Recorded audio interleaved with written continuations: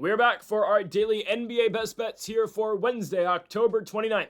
We've got a good amount of games today and, of course, a good slate to find our 5 best bets. We're going to go 3 moneyline/spreads today and also 2 player props, looking for some more success again with the National Basketball Association. Now, folks, before we get into the video, make sure to hit that subscribe button down below for some more daily NBA best bets here on the channel. I want to make this very clear right now. I'm sick of the New York Knicks, okay? I was sick of the New York Knicks last season. We're 4 games into the year this year, and I'm already sick of New York. Why does Karl-Anthony Towns score 4 points the entire game? He scored like 10, but still. Like, why is Cat going 2 for 12? Ryan Rollins turned into Superman yesterday. I'm slightly pissed off, all right, about the New York Knicks. Shout out to the Warriors. They completely dominated the Clippers. I mean, the Warriors limited the Clippers to 79 points. I couldn't believe my eyes watching that game. But yeah, the Knicks might be banned already. I'm so sick of them, okay? When we bet against the Knicks, they rain down threes the entire game, and then we bet on them, they blow a 20-point lead and lose to just Giannis. Oh, and then Ryan Rollins and Gary Trent. Oh my goodness, I can't do it with the Knicks. I actually can't do it with that team. Anyways, folks, again, make sure to hit that subscribe button down below for more daily NBA best bets. Also on the channel earlier today are MLB best bets for Game 5 of the World Series. Also, our college football predictions, over 4 hours of Week 10 college football predictions. You're not going to want to miss that, linked in the description down below. Also, posted yesterday our NFL predictions for week number 9 of the NFL season. Again, you're not going to want to miss that. And on Greedo Plays MMA this week, our UFC Fight Night Garcia versus Onama full card predictions. Okay. On to the first of our 5 best bets here for this Wednesday slate of basketball. Kicking things off with our first money line of the day. Let's go to Detroit, Michigan for the Detroit Pistons and the Orlando Magic. I am taking the Detroit Pistons to win the game outright. The Magic are 1.5 point favorites, and they are, minus 115 on the money line. We're going to take minus 105 for Detroit. Why are the Magic favorites to win this game? Why? Is it still because of this offseason and the team they've constructed? I mean, this is just going to be the ultimate if team at this point. Guys, it's a very well-constructed team. Don't get me wrong. Like, in the offseason, that Desmond Bane move was huge. And, the new uniforms. Jalen Suggs is back and he's healthy. Awesome. Guys, we haven't seen it yet this year, and what Orlando prided themselves on last season and still pride themselves on to this day is how great defensively they are, right? Last year they'd win games 90, like that Warriors game. Both teams under 100, like the Warriors-Clippers game last night, and the Magic would win a defensive showdown. Like, they legitimately hold teams to what the Clippers got held to yesterday with 79 points. And sure, Los Angeles just, couldn't score at many points of that game. But anyways, right, they pride themselves defensively. We haven't seen it so far this season. We haven't. I mean, every team they've played has scored at least 110 points so far, which is not Orlando Magic basketball. At least that's where, though they can win shootouts occasionally, but if the Magic are going to make that next step and if the Magic are going to be serious contenders in 2025, 2026, you need to play great defense and you need to hold teams to under 100 because that's just how they are. They're not doing that so far this year. Okay, and sure, they are playing more up-tempo basketball from what I've seen, but last year's Orlando Magic team doesn't give up 136 points to Tyrese Maxey and VJ Edgecombe. And I get it, VJ Edgecombe was at Baylor last season, but there weren't many times last season where the Magic just straight up gave up 130 points. I don't know if they gave up 130 points that entire year last year. They didn't. Last season, the Magic did not give up 130 points at all. It's absurd. They had one game all year long where either team scored 130 points, and that was their win against the Sacramento Kings. That's just not how the Magic play basketball. Which, okay, if you're completely changing the philosophy, sure, but to me, I'm still watching a team that should be defensive first. And sure, you add Desmond Bane, who's going to be a good scorer for your team, and, will provide big spots for you. He's so far averaging 19 points a game, and yeah, the Magic are playing more up-tempo. I don't know if I love that adjustment, though. And watching the Detroit Pistons, yeah, they're a 2-2 team, but look at their losses. Okay, they lose to a very sneaky, really good team, okay, in the Chicago Bulls. The Bulls are undefeated. They haven't lost yet. They're going to beat the Kings tonight, second night of a back-to-back for Sacramento, and we might take a swing on them on Halloween to beat the Knicks. We might do it, okay? I love what the Bulls are doing right now. They don't even have Kobe White back. Josh Giddey's going to be an all-star for the first time this year. The Bulls are playing tremendous basketball, and nobody really wants to talk about it so far. But Pistons losing in Chicago, I'm not concerned about that at all. I mean, we said this last season, how well the Bulls are playing and how good I think the Bulls are going to be eventually. Don't forget, again, Giddey's 23. Kobe White's still very young, too. They have Matas Buzelis is starting, and he's very young. He's a second-year, third-year guy. That team's only going to get better. That's not a bad loss for Detroit. You lose by 4 points. Okay. Then you go to Houston, you win. You play Boston and Dallas, or in Detroit, and you win. And then you lose to the Cavs. Okay, I mean, that's going to happen to you, right? That was a weird game. I mean, obviously, I think if you've been on the internet a little bit, or if you've scrolled TikTok, you've seen the clips of the Thomas Bryant cheering section in that Pistons-Cavs game. Last we saw Thomas Bryant, he was playing in Game 7 of the World Series, and now here he is in garbage time against the Cavaliers in Detroit, and there are fans erupting because there was nobody in the building in Detroit, but, just fans decided to all collectively cheer for Thomas Bryant, and Donovan Mitchell was laughing his ass off on the bench. Now, I know Thomas Bryant plays in the Cavaliers, but regardless, right, that was the biggest storyline of that Pistons-Cavs game because it was just an atrociously played basketball game. Cade Cunningham couldn't score. Hell, nobody could score for the Detroit Pistons. Cunningham led their team in scoring with 12, and he went 3 for 14 shooting. I wouldn't expect that to continue to happen, okay? Detroit will bounce back in a big way, and I believe they can score in this Orlando team. Again, every team Orlando's played so far has scored 110 points. Miami, Atlanta, Chicago, Philly, and before you say, oh, well, okay, Atlanta's an explosive offense, Chicago plays fast, Philly plays fast, what are you going to say about the Miami Heat? I mean, again, I'm not saying Miami's that bad, but the Magic, who would never let Miami score 125 points on them last year, scored 125 points on them. It's just that's not Orlando Magic basketball. It's not, okay? It's not what Orlando does. So I'm completely fine with this here. I think the Pistons win this basketball game.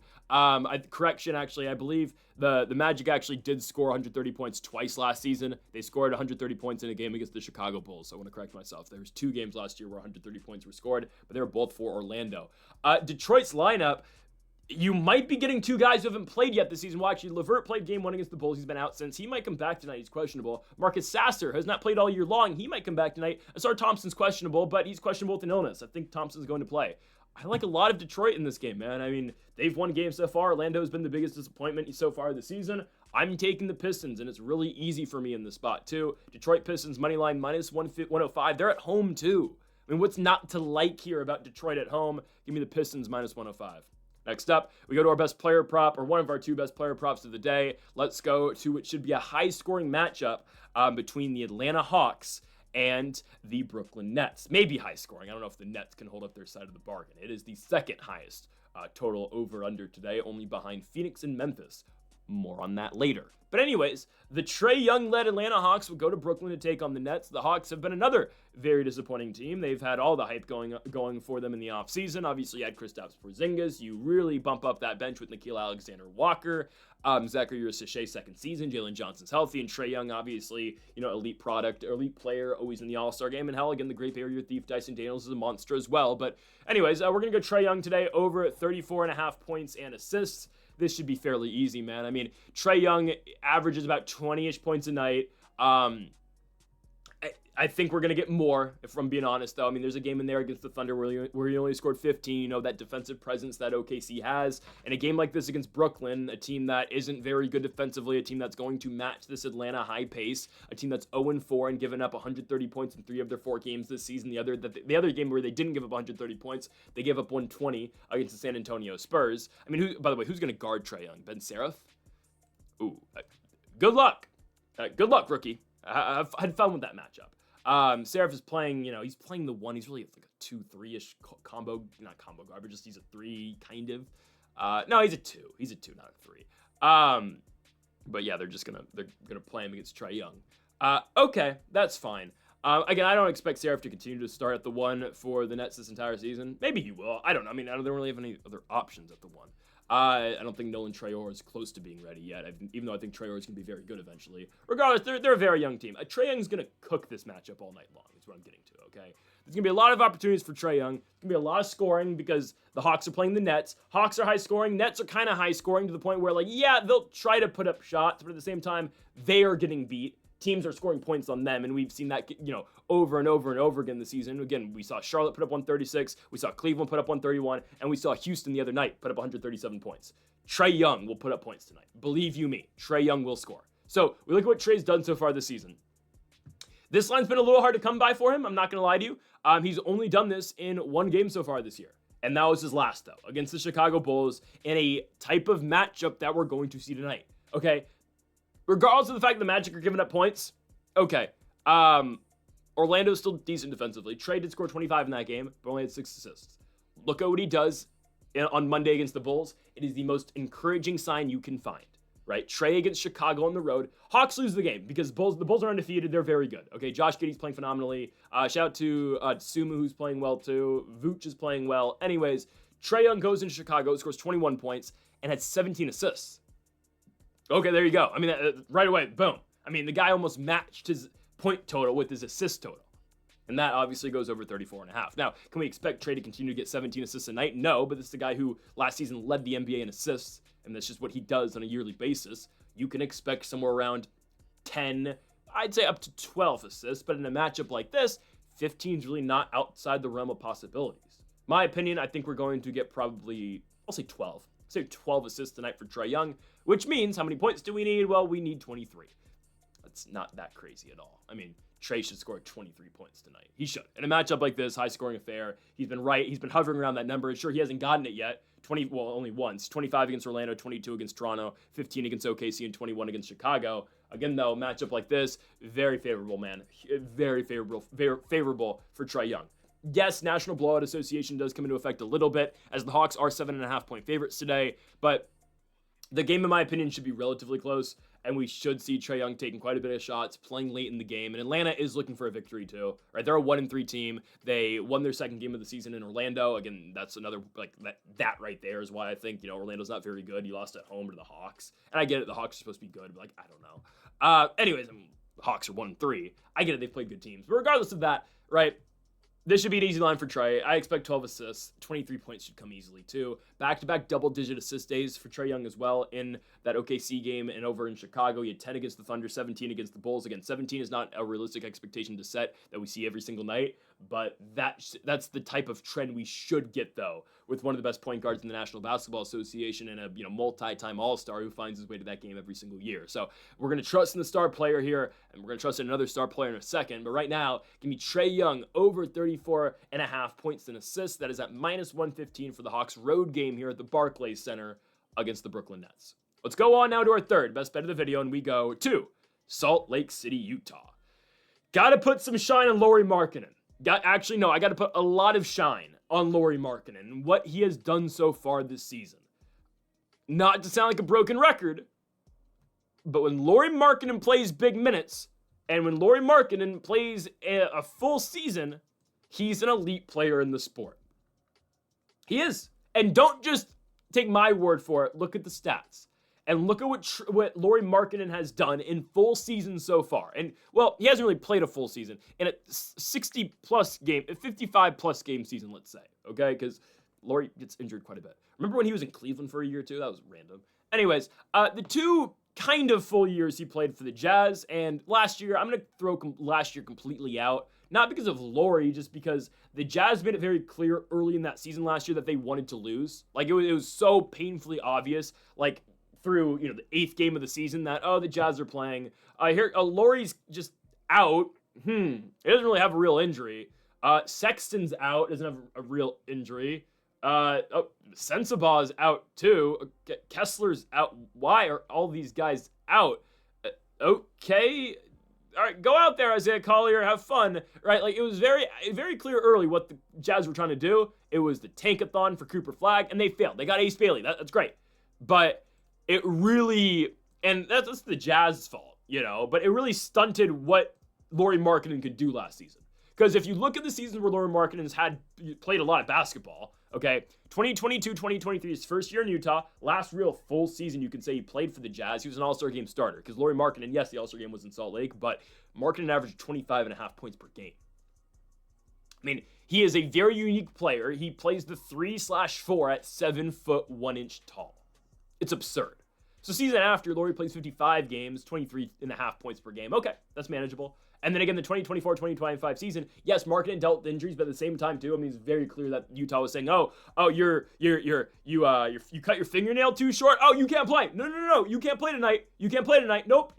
We can't have it. Not because we're gambling like Chauncey Billups. No, we want Cooper Flagg. Obviously, they failed. Right? Well, the NBA was not going to let the Utah Jazz get Cooper Flagg because, we've got to rig it for the Mavericks. If you trade Luka to the Lakers, we'll give you Cooper Flagg. And I know that sounds rich coming from a Lakers fan, but, like, still, was that not suspicious at all? Like, or maybe that was just Adam Silver trying to cover up for Nico. That might have been what it was. He's trying to cover up for Nico Harrison. Regardless, when Lauri Markkanen actually plays basketball and the Jazz let him play basketball, he's an elite player. And we saw that last night or 2 nights ago when we bet on the Jazz to beat this Phoenix Suns. Now, again, that game didn't really come as easy as I thought it was going to, and at least as the game in the first quarter started off to be, I was like, oh, this is easy money. I did say on Monday this was my favorite bet of the day. And the Jazz went out there and they almost choked it at late fourth quarter. Ridiculous calls by the referees. Oh, yeah, here's Markkanen clearly getting fouled. Jump ball. Okay, Sendy booked the free throw line, misses the second one. Oh, tip in, got it, Mark Williams. Like, it was so weird. The Jazz found a way to win in overtime, and that was a very back and forth overtime too. But what I'm getting to is Lauri Markkanen scored 51 points for the Utah Jazz against the Phoenix Suns. That's big time. 51 points. Is the first 50-point performance for a Utah Jazz since, get this, Karl Malone. Yep, since Karl Malone. And you know what? That's probably for the better. Utah can kind of bury that one. But Lauri Markkanen, 51 points on 14 for 32 shooting, 6 for 13 from beyond the arc. And I'm sure, yes, the 17 for 17 at the charity stripe sure helps as well. But it's not just that game. Lauri Markkanen against the Sacramento Kings on the road in California State Capitol, 36 minutes, 33 points. There you go, 12 of 23 shooting, 4 for 13 from the three-point line. He's getting to the free throw line not as much in that game, but he goes 5 for 6. Lauri scoring points. Game 1 against the Clippers. That game was a blowout. Yes, for the Jazz, surprising. Utah, easily handles the Clippers in that game. They win it by 21 points. Again, I don't think the Clippers are very good this season, as we just saw last night. Anyways, Lauri scores 20 points, again, only on 30 minutes. He's going to continue to play about 35 a night, and if you give Lauri Markkanen 35 minutes a night, he will easily go over 22.5 points. I mean, we saw a line yesterday, and I'm not completely comparing Lauri Markkanen to Russell Westbrook, but we saw a line yesterday where we saw Russell Westbrook over 6.5 points, and he cleared that in the first half. I mean, Russ immediately comes out, and he's a starter that game, and he comes out shooting threes. And I told you yesterday, like, that line's going to get easily adjusted to 9.5 for the rest of the season, or maybe 8.5 for the rest of the season. But I feel like this line's too low, too. I mean, I think the books really aren't thinking about how good Markkanen and how much production the Jazz are going to get out of Markkanen this season, considering they have to play him. I mean, the league's on to them at this point. Like, they have to try to kind of win this year. And I like what Utah's building, man. I like this squad quite a bit. They're starting right now. It's dependent on the night, but Keontae George is playing quite a bit. I like Walter Clayton a lot, though, man. Walter Clayton's playing his ass off right now. If I'm Utah, I'm probably sitting down Filipowski personally, and I'm starting Keontae George and Walter Clayton. I know, again, Ace Bailey has not played big minutes just yet because of illness. So eventually when Bailey's healthy, he's going to play a lot. But right now, if I'm the Jazz, I'm starting Keontae George, Walter Clayton, Svi Mikhailiuk, Lauri Markkanen, and Walker Kessler. Right now, their set starters are Mikhailiuk, Markkanen, Filipowski, and Kessler. Again, Cooper Flagg would have fit in perfectly with those 3-4 guys. I'm just joking. But still, Walter Clayton's your 5th starter, in my opinion. I know they're going to start Keontae George tonight, but Walter Clayton's playing his ass off, and it's absurd. He's playing 40 minutes a night, and he's scoring 20 points a night right now, too. I mean, again, the guy's a winner. He went to Florida, won the national championship game last year. The dude's very good, right? Cool, calm, and collected. That dude's taking shots in overtime like he's been in the league for 20 years, right? Or 10 years. Walter Clayton's playing well. I like Lauri Markkanen quite a bit tonight, though. I think we're going to see a lot of production. I think it's going to be a competitive game. Utah's hosting Portland. That game should be close. I didn't want to go Jazz money line tonight because Portland, they have a magnet ball sometimes, like we saw against the Lakers the other night. So I'm going to stay away from that. And again, they've been freed of Chauncey hell. So the Jailblazers are gone. It's hard to predict Portland right now. So I'm going to go Lauri Markkanen right now. Over 22.5 points, minus 125 here at home against the Portland Trailblazers. Next up, we go to a spread pick. We're going to go money line to close the video. Let's go to Minneapolis, nice. Minneapolis, Minnesota for the Minnesota Timberwolves and the Los Angeles Lakers. I'm going to go Lakers plus 7. I will say this now, probably the least confident of the 5 bets we have today. Not to say I'm not confident about it, but, these are 5 best bets, and I give you 5 every single day. If I had to rank them, this probably comes in 5th. Just going to be honest. I'm not doing this just because I'm a big Lakers guy. No, I think there's a very clear pathway for Lakers plus 7 tonight, and it all starts with the fact that Anthony Edwards is not going to play. Okay, the Timberwolves with no Anthony Edwards is absolutely brutal. Now, if you think that's brutal, actually, though, look at the Los Angeles Lakers who are playing without LeBron James and Luka Doncic. That's brutal. Anyways, though, you get the Lakers B team, you get this, you get the Lakers B-ish squad plus Austin Reeves taking on Minnesota, who, struggles at times to find a number one scorer without Anthony Edwards. It was Jaden McDaniels in their last game against the Denver Nuggets. You can assume it will probably be Julius Randle tonight, but maybe not. Minnesota's played some games. They've really played 2 games without Ant as he goes down in the first quarter of their game against the Indiana Pacers on Sunday. Who becomes the leading scorer from there? It is Julius Randle. He has 31 points in the game, 11 for 18 shooting. A really good night for Julius Randle, right? Obviously, Ant doesn't play against the Nuggets in Minnesota for the Timberwolves. They start DiVincenzo. So Conley's the new starter in the rotation because they were playing Conley off the bench this year. He still played big minutes, 25 minutes a night. And DiVincenzo, they just start DiVincenzo and Ant at the 2 and the 1 guard, essentially. They're going to have to start Conley now, which I don't love that much. Conley's not out there to score anymore, obviously, at this point of his career, but he's not great defensively. I don't know. You're going to match him up with AR tonight. I'm sure the Lakers, again, the Timberwolves are going to do everything necessary to not get Mike Conley on Austin Reeves, but if I'm the Lakers, I'm trying to get AR any means necessary on Mike Conley. Lakers, again, so we talked about the Timberwolves making that adjustment, and by the way, so the leading scorer in that Nuggets game, it was a lot of Jaden McDaniels, 25 points, but Julius Randle scored quite a bit as well. He scored 1 less point, literally, he scored 24. So, anyways, though, and obviously, Nuggets game, there's no defense. Jokic doesn't play defense. The Nuggets don't play defense. So, obviously, a lot of points are expected in that matchup. Regardless of that, though, Los Angeles, they are with their own injuries, too. No Luka Doncic. We saw in that game against Portland the other night. Lakers replaced Luka in the starting lineup and in the Sacramento game, too. But Lakers replaced Luka with Marcus Smart.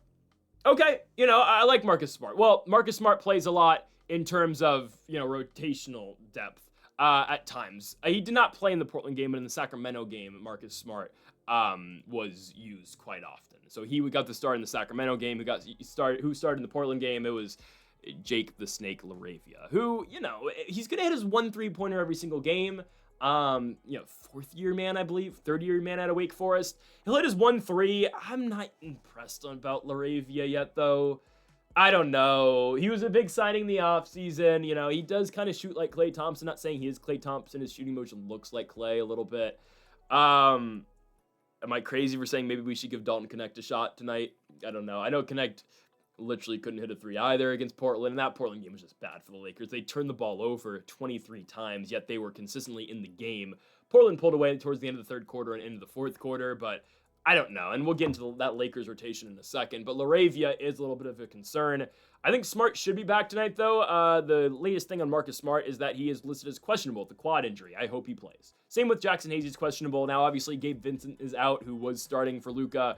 That sucks. Gabe's out for a couple weeks. He was playing all right. Again, he's a very good defensive presence, and he can hit that corner 3 as well. That's brutal. So Luka should be back in about 4-ish, 5-ish games. LeBron should be back in about a month, less than a month now, probably 3 weeks. So the Lakers are stuck with this team. It's Austin Reeves doing everything imaginable to keep his team in the basketball game, and then everybody else, right? That's what the Lakers are. Legitimately, AR should score about 40 points tonight. I don't know what his over-under is. I didn't consider taking it because I thought it was going to be heavily overpriced, and I would rather take the +7 on the Lakers instead, considering no Anthony Edwards for the Timberwolves. But I will check AR's line. It's probably absurd. It's probably legitimately around 32-ish if I had to guess. 29.5. Ooh, he probably goes over that. But I don't know. Again, 3rd time's a charm. I don't know. Again, AR in the 2 games without Luka, 51 points against the Sacramento Kings, 41 points against the Portland Trailblazers. The Lakers have had a 40-plus point scorer in each of the first 4 games they've played this season, which is absurd. Now, again, Lakers rotation tonight, it will be the starters, I can assume, will be Austin Reeves. I think it'll be Marcus Smart if he plays. Reeves, Smart, Hachimura, Vanderbilt, Aiden. Wow. What a starting lineup. Holy crap. Coming off the bench, we don't have many options. If Jackson Hayes comes back, Hayes will get some run off the bench. Bronny James will get run off the bench. And Dalton Connect will play off the bench. Nobody else. I don't want to see Nick Smith hit the damn floor anymore, okay? I can't watch Nick Smith right now. He was good at Arkansas. I get it. I can't watch Nick Smith chuck up a million shots and hit nothing, okay? And literally just run cardio other than that, okay? Please do not play Nick Smith tonight. And people are, oh, Bronny sucks. No, Bronny actually plays really good defense, and nobody gives him credit for that because, it's just funny, he's LeBron's kid. I get it, okay? Bronny's not going to be out there to score 10 points a night, legitimately. Bronny, he's good in his role. Will Bronny be a star in this league? Probably not. Bronny, as a good defender who can play valuable bench minutes, if Bronny can master the Alex Caruso art of just coming into games, playing physical defense, hitting some threes, Bronny James is going to play in the National Basketball Association for 15 plus seasons. Okay? I'm just saying. He's doing well in the spot the Lakers ask him to play.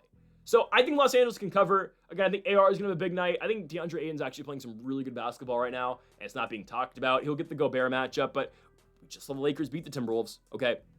And oh, no Luka, no Anthony Edwards, okay? Lakers won the last game by 18 at home. Who's to say they can't cover 7 on the road? Give me Lakers plus 7 in Minnesota against the Timberwolves. On to our final best bet of the video. Let's go to Phoenix, Arizona for the Phoenix Suns and the Memphis Grizzlies. I'm going with Memphis to go on the road and win this basketball game. It is the nightcap game at 7 o'clock. I'm very confident that the Memphis Grizzlies can get this one done. First of all, what team is actually going to contend this season and what team is not? Okay, well, okay. Are the Grizzlies going to actually contend and win a championship? No. Are they going to go to the play-in and give some teams problems? Yes, because that's what Memphis does, especially when Ja Morant's healthy, okay? Memphis with a healthy Ja Morant, I don't care how bad the rest of the team may be, if Ja's playing and Jaren Jackson's playing, they're trouble. Okay? That's what I've learned about Memphis. They can look horrible on paper, but as long as those two guys are on the court, they will give you trouble. Problem. I just combine problem and trouble. Great usage of the English language. As long as those two guys are playing, they're dangerous.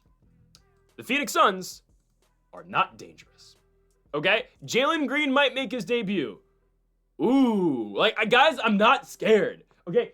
If Jalen Green, and here's the thing, this is our last chance to cash in on Jalen Green not playing. And you might say, oh, well, he's going to play tonight. Maybe. He's questionable. I don't know. He's probably going to play because he's never gotten the questionable tag just yet. The reason why I'm not concerned about Jalen Green is because he is the biggest volume shooter of all time. Jalen Green, he had stretches last year where he would legitimately score 40 points. And he would then go on to play another game, 35 minutes, and score 6 points. Hell, look at the postseason, right? He played that Warriors series.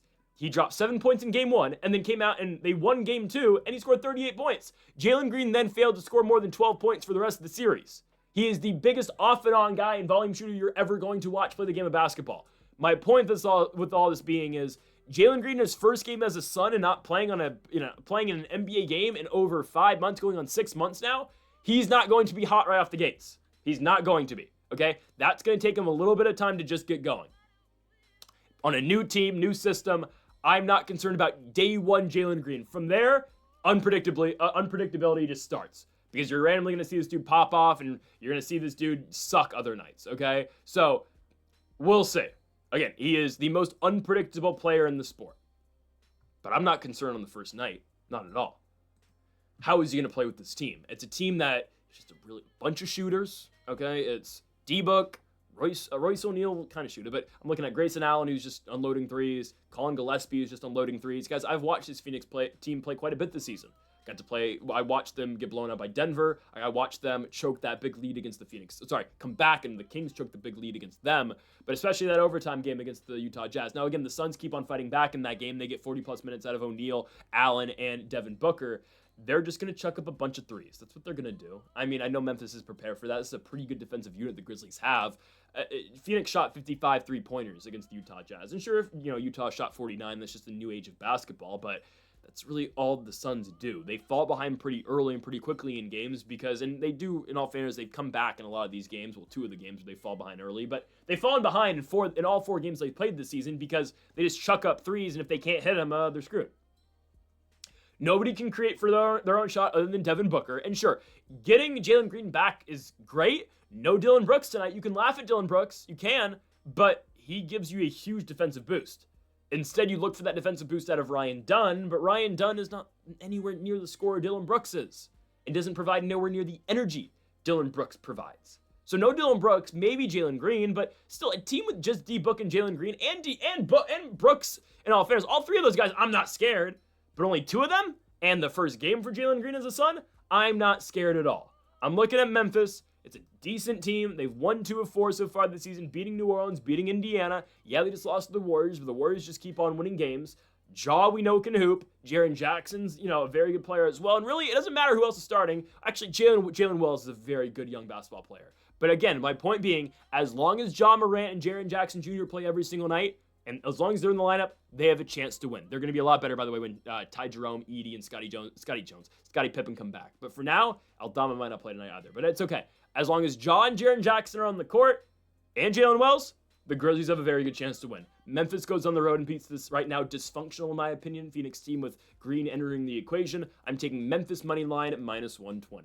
Folks, thank y'all for watching our NBA best bets here on October 29th. If you haven't yet, though, make sure to hit that subscribe button down below for more. Make sure to leave a like if you did enjoy the video. Make sure to comment if you disagree with any of the picks. Folks, thank y'all for watching, and Mamba forever.